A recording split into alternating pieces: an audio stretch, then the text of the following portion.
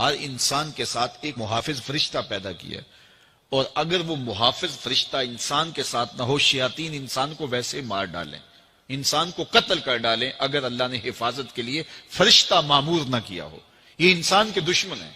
اور انسان کو شیاطین راہ مستقیم سے ہٹانے کے لیے دن رات کوشاں ہیں۔ پھر یہ اتنا مکار دشمن ہے، ہر ایک کو ایک لاٹھی سے نہیں ہانکتا، اسے پتا ہے کہ کس کو کیسے بھٹکانا ہے۔ ایک شب زندہ دار جس کو سحری کے وقت اٹھ کے آنسو بہانے کا لطف ملتا ہے، اب شیطان اس کو کہے کہ سحری کے وقت اٹھا نہ کر، تو وہ شب زندہ دار جب اس کے آنسو مسلح میں جذب ہوتے ہیں اور وہ اترتے ہوئے آنکھوں سے آنسو اتنی لذت اسے دیتے ہیں کہ دنیا ما فیہا کی لذتیں ایک طرف اور یاد خدا میں رونا ایک طرف۔ اب شیطان کسی کو کہے کہ سحری کے وقت اٹھا نہ کر، تو کوئی شیطان کی یہ بات تھوڑی مانے گا، تو شیطان اسے یہ کہتا بھی نہیں ہے، اسے کہتا نہیں اٹھا کر، لیکن صبح بتا دیا کر کے میں تہجد گزار ہوں، اسے ریا میں مبتلا کرے گا۔ ایک شخص جس کی طبع میں فیاضی گندی ہوئی ہے، اب شیطان اس کو کہے کہ تو سخاوت نہ کیا کر، بخل کا درس دے، تو طبعاً جو سخی شخص ہے جس کی فطرت کے اندر فیاضی ہے، تو وہ شیطان کی اس بات کو تو نہیں مانے گا۔ شیطان اسے یہ کہتا بھی نہیں کہ تو بخل کر، اسے فضول خرچی کی طرف لگا دے گا، اسے ان کاموں میں خرچ کرنے کی ترغیب دے گا جس کا اس کو اور معاشرے کو کوئی فائدہ نہیں ہوگا۔ اس لیے شیطان رخ بدلتا ہے۔ ایک شاعر جس کی طبع کے اندر لطافت ہے، نرمی ہے، محبت ہے، اب شیطان اس کو کہے کہ فلاں کو قتل کر دے، تو شاعر تو شاخ سے پھول بھی نہیں توڑ سکتا، تو پھر وہ کسی کا سر کاٹ دے، یہ کیسے ممکن ہو سکتا ہے؟ شیطان ایک شاعر کو یہ کہتا بھی نہیں، اسے وہ شراب اور شباب کے پیچھے لگا دیتا ہے۔ اب اتنا سخت دشمن، اتنا مکار دشمن، حضرت سیدنا غوث اعظم رضی اللہ تعالیٰ عنہ فرماتے ہیں میرے اوپر صحاب نور چھا گیا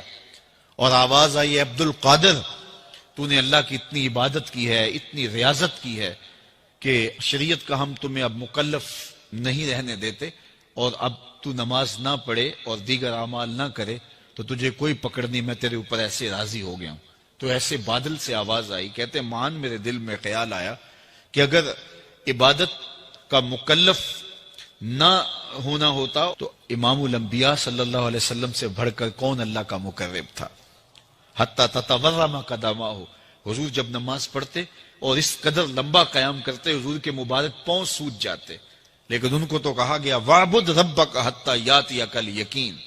انہیں تو کہا گیا کہ آخری سانس تک اللہ کی عبادت کرنی ہے۔ تو میں کون ہوں کہ مجھے کہا جائے کہ تو اب عبادات کا مکلف نہیں رہا، کوئی بات نہیں ہے۔ تو کہتے ہیں میں لا حول ولا قوت الا باللہ پڑھا تو وہ جو مجھے نور نظر آ رہا تھا وہ سیاہی میں بدل گیا۔ تو وہ ابلیس تھا جو اس رنگ میں مجھے بھٹکانا چاہتا تھا، کہا عبد القادر اس مرتبے پہ پہنچے ہوئے کتنے لوگوں کو میں نے گمراہ کر دیا، تیرے علم نے تجھے بچا لیا۔ تو میں نے کہا ظالم، میرے علم نے مجھے نہیں بچایا، میرے اللہ کے فضل نے بچایا۔ تو کہا پھر بچ گیا ہے، کئی میں نے یوں لوٹ لیے۔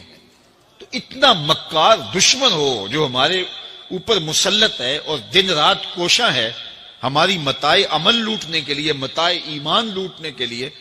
تو پھر مجھے بتاؤ کہ ہم کیا غافل ہو کے بیٹھیں گے؟ ایسے ناپاک وجود کا مقابلہ کوئی آسان ہے جو ہماری متاع عمل لوٹتا ہے، متاع ایمان لوٹتا ہے، ہمیں عمل کرنے نہیں دیتا، کریں تو وسواس ڈال رہا ہوتا ہے، کر لیں تو ریا میں اور تکبر میں مبتلا کر کے، عجب میں مبتلا کر کے کیا ہوا عمل بھی لوٹ لیتا ہے۔ مجھے بتاؤ یہ کوئی جو ہے وہ سوکھا کام ہے کہ ہم مقابلہ کریں؟ اب ماہ صیام میں روزے سے بھوک بھی کاٹتے ہیں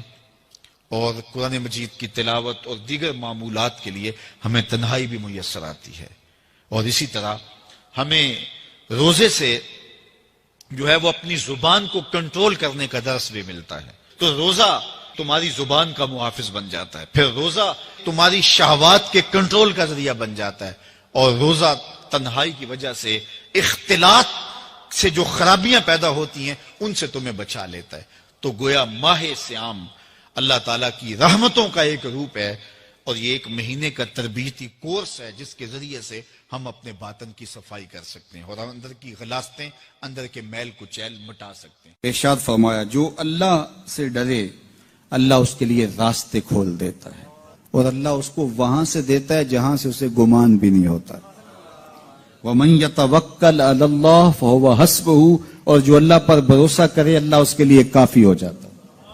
اس کی ضروریات کا وہ خود کفیل ہوتا ہے اور اس کے کام اس کے